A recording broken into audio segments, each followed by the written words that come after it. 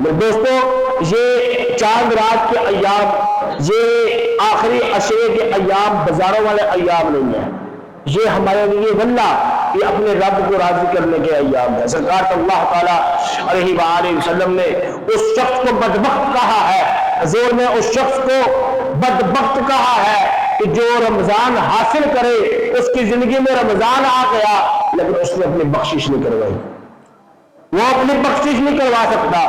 میرے دوستو، ہمارے لیے رب الجلال نے یہ جو لمحات ہمیں دیے ہیں، کوئی ہمارے پاس گارنٹی نہیں ہے۔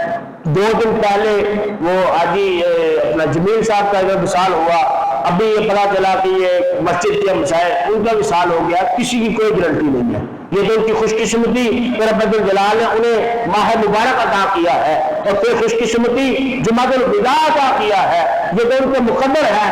میرے دوستو، ہمارے پاس کوئی ٹائم نہیں ہے کہ ہم نے کب دنیا سے چلے جانا ہے، کوئی ہمارے پاس جو ہے وہ پرچی نہیں آئی ہوئی کہ تم نے اتنی سانسیں اس دنیا میں لینی ہے۔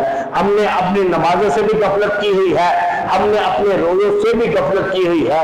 مزید تحقیقی اصلاحی بیانات سننے کے لیے مولانا حمزہ احمد قادری کے YouTube چینل کو سبسکرائب کریں اور بیل آئیکن کو پریس کریں تاکہ ہر نئی آنے والی ویڈیو سب سے پہلے آپ کو مل سکے۔